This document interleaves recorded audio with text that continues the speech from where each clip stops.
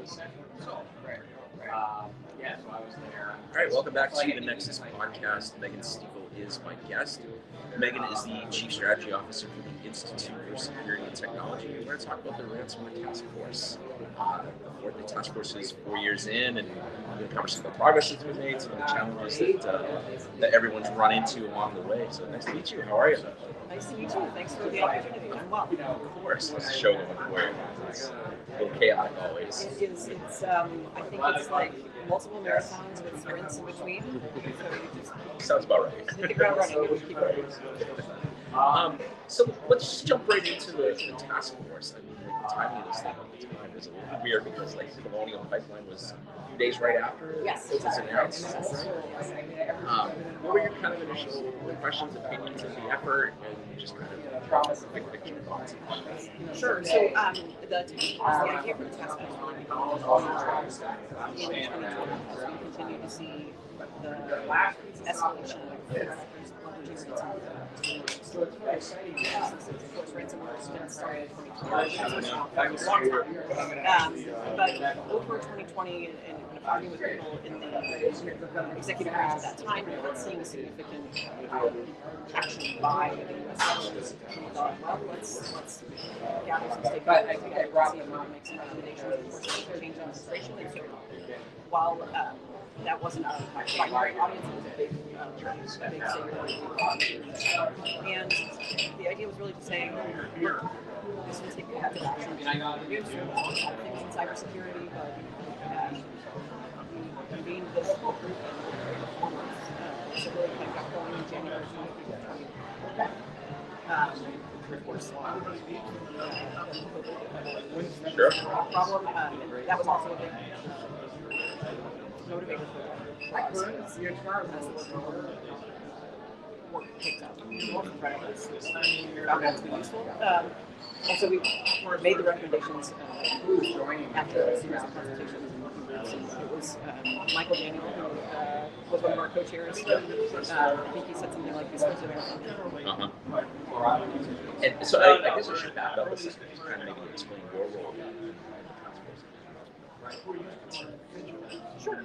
So the task force itself, I mentioned there were 60 plus organizations involved. We structured it in 4 areas.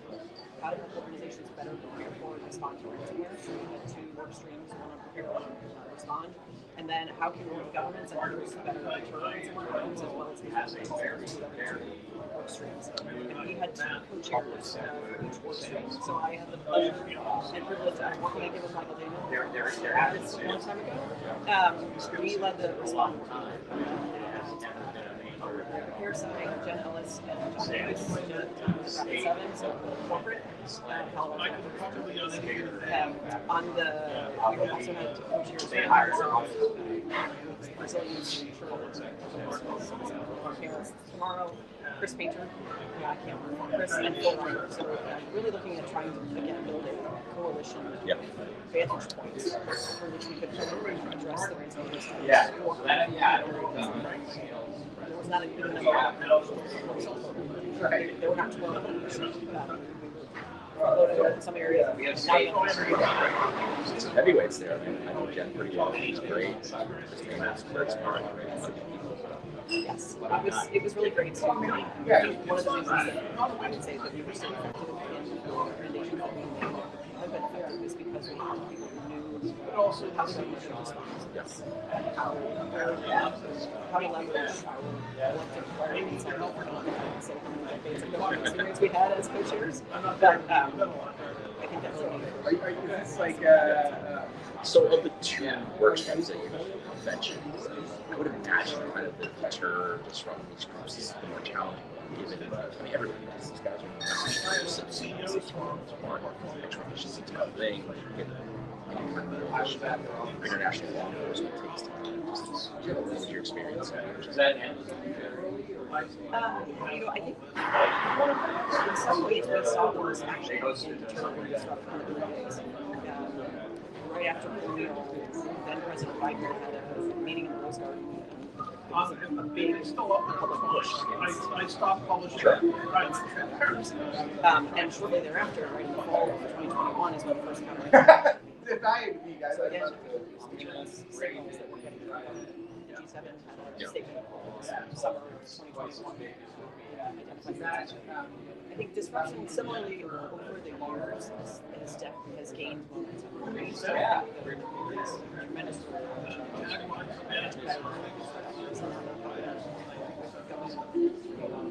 closely together, we all talk about that.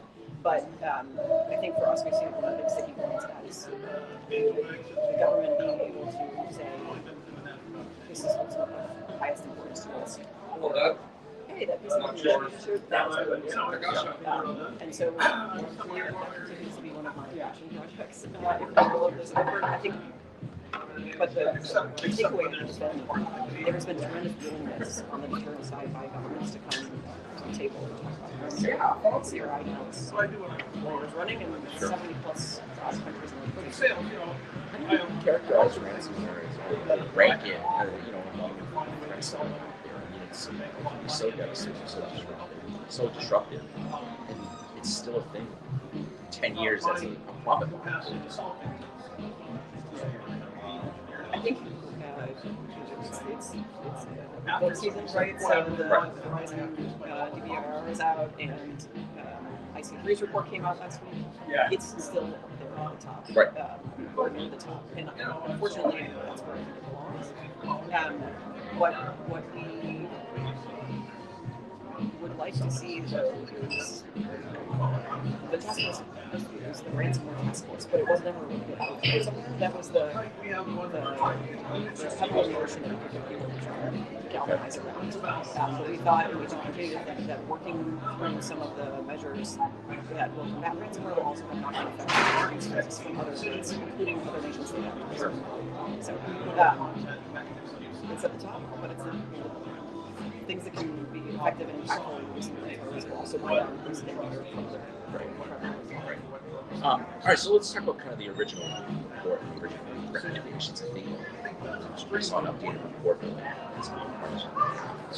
the recommendations. Let's start with the good ones. Where do you think the best work has been done to progress? So definitely, I would say on the deterrence and disruption side, we've seen progress. I already mentioned kind of ransomware initiative and some of the public statements from government leaders. We think one of the big things that we do is for incident reporting, and while that's not a favorite topic of we do offer virtualization, but the idea of there is a tremendous information gap. The quality and quantity of information that's being shared with about ransomware is not great. So we call for incident reporting and report similarly, things like the state and local tribal territorial grant program that CISA has been running, DHS has been running. It was also a recommendation that we called for, and that's a program that's been proved to be in this market. It's critically important, especially as the administration signaled that they want to drive action to the states. That program will be obviously the disruption side, we called for something called the Ransomware Task Force. That also became law. So some people, particularly the civil society organization, have been for us seeing progress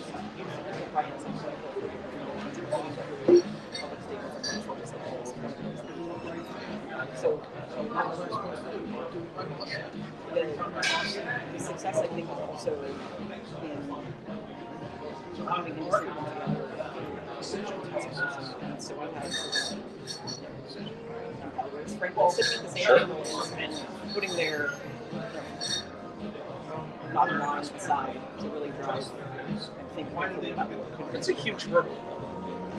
Nobody wants to tell the other guy that we've been hit or we're vulnerable, whatever. There have been a lot of calls around time frames, etc. How well do they understand the problem set? Because sometimes some of these reporting manuals screw us was reporting within 48 hours of the breach or whatever it was. I don't understand that scope. Yes.